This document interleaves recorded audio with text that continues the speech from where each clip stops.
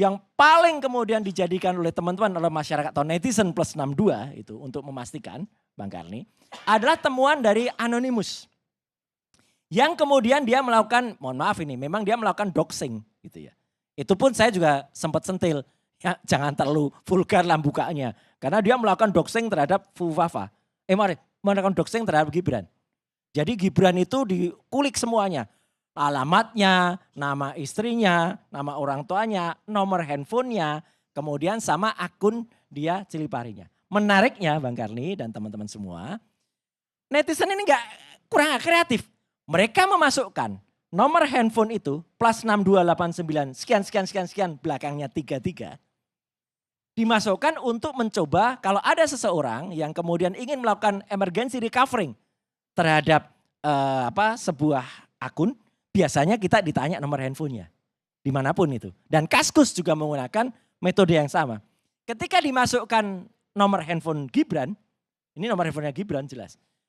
Muncullah kemudian akun pemulihannya. Akun pemulihannya ternyata @cili_pari. Jadi benar nomor handphonenya Gibran, Cilipari terkonfirmasi. Menariknya ketika dua variabel itu dimasukkan, yang muncul apa? Fufafa. Jadi kalau ini sudah sulit terbantahkan. Artinya apa? Ketika nomor handphone dan kemudian akun dimasukkan, munculnya Fufa. Cuman saya terus waktu itu mengingatkan ke teman-teman, jangan teruskan. Karena kalau teruskan, Anda sudah menyalahgunakan akun orang lain. Bisa kena, bisa nanti jadi kambing hitam Bang Karni. Karena kan dianggap itu melakukan upaya terobosan. Dan lebih menarik lagi, ini baru hari ini saya katakan di ALC. 1-2 hari terakhir, ternyata ada seseorang yang kemudian bisa mengubah itu, password itu, masuk ke dalam Kaskus. Orang ini ditengarai adalah orang yang mungkin suruhan dari seseorang yang selama seminggu terakhir itu melakukan upaya penghilangan barang bukti Bang Karni. Fufafa itu melakukan postingan itu ada sekitar 5.000 postingan. Mulai tahun 2013, 14, 2018 sampai 2020. Itu juga ada. Dan baru dalam seminggu terakhir ada seseorang yang masuk sebelum diketahui itu dibuka oleh Anonymous. Dia sudah menghilangkan sekitar 2.100 postingan. Ini sekaligus saya katakan, ini clue yang sangat bagus untuk Andri Darwis. Andri Darwis itu adalah CEO Kaskus. Ya. Untuk apa? Membuka saja, dibuka aja ke publik atau dibuka saja ke masyarakat atau dibuka ke penyidik. Ada yang melakukan login terhadap Kaskus. Karena dulu ketika kemudian orang bertanya, kan cara mendeteksi seseorang itu gampang Bang Karni. Kita cek pada servernya. Dari server nanti akan ketahuan lognya. Dari lognya akan ketahuan IP yang masuk itu apa. Dari situ bisa ketahuan IP itu menggunakan perangkat apa. Apakah dia wifi, apakah dia dial-up, apakah dia menggunakan metode yang lain untuk masuk akan ketahuan. Dan ketahuan siapa yang berhasil masuk. Oke lah dulu pernah ada, 2014 kan sudah terlalu lama. Gak bisa dibuka lagi Kaskusnya. Oke, 2024 ini ada yang barusan masuk itu seminggu terakhir. Bahkan ada yang 2 hari yang lalu menggantikan nomor handphone yang belakangnya 33 tadi. Ini gak mungkin kalau bukan pemunya yang ganti handphonenya. Atau orang yang disuruh yang punya untuk gantiin. Itu bisa dibuka lognya. Dan satu lagi Bang Karni yang paling menarik. Gak usah susah-susah dulu kepolisian. Itu kalau mengungkap akun seseorang. Kalau itu di IG, Instagram, kalau itu di X atau Twitter. Itu minta izinnya atau buka servernya di luar. Kaskus ini memang dibuat pertama kali di Amerika oleh 3 orang. Andri Darwis dan 2 temannya ketika menyelesaikan tugas akhir. Semenjak tahun 2006 sampai 2008 ketika habis terkena virus namanya virus Brontok waktu itu. Akun itu server itu dipindah dari Amerika ke Indonesia. Dulu namanya kaskus.us itu country code top level domain untuk United States. Kemudian dipindah ke kaskus.id Indonesia. Jadi artinya servernya itu di Indonesia. Jadi gampang banget tinggal datang gak jauh dari tempat kita bicara ini Bang. Servernya ada di Kuningan sini kok. Nah dari situ bisa dibuka. Siapa yang barusan login apalagi siapa yang ganti. Jadi sebenarnya sudah kalau bahasanya MK Bang Karni. Udah cetowelo-welo. Ya, ini siapa itu di balik akun Fufu Fafa. Dan kalau ada satu lagi, saya tadi terlupa ingat. Bahasa tadi itu mirip banget. Selain bahasanya sangat kasar, dan kemudian ini menyinggung kita juga ya, karena presiden terpilih Pak Prabowo itu, waduh benar-benar dihina di situ.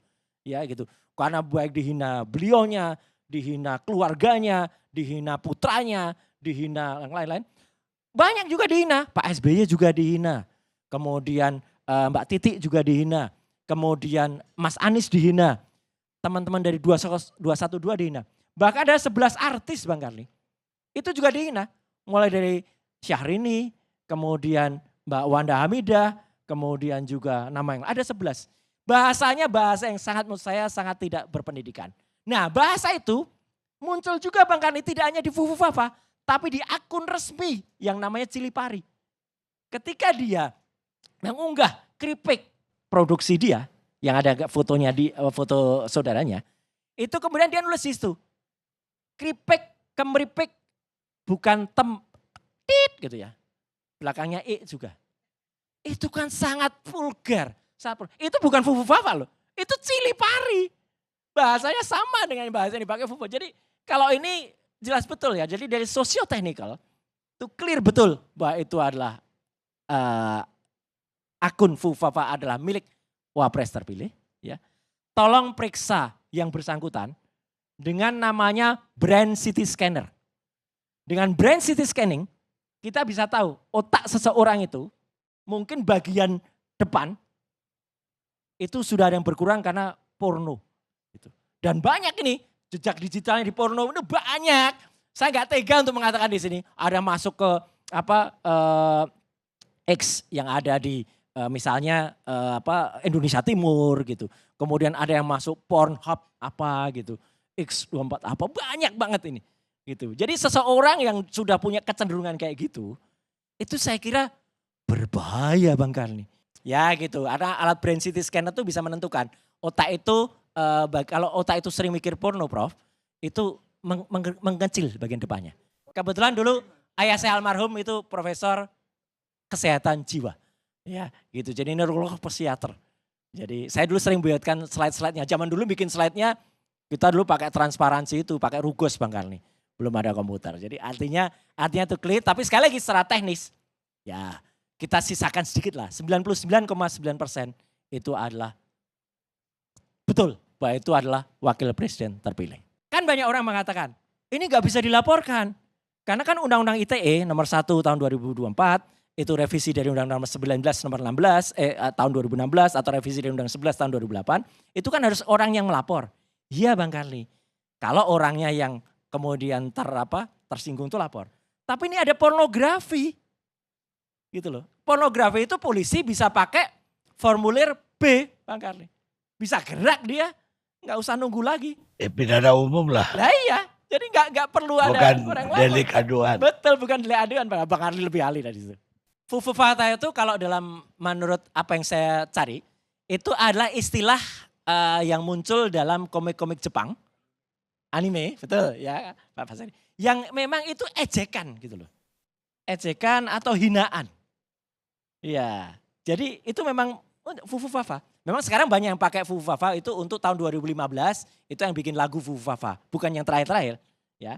Tapi bukan itu, artinya Fufu Fafa itu ejekan. Dan ini maksud saya agak masuk Bang Karli. Kalau dengan orang yang suka baca komik. Kan katanya masa kecil dia gak pernah diajarin di rumah baca literasi. Najwa itu, sahabat kita Mbak Nana kan mewawancarai yang bersangkutan. Katanya sekeluarga tuh dididik dari kecil tuh hanya main PS sama baca komik. Ini kan gawat kalau masa lalu kayak gini.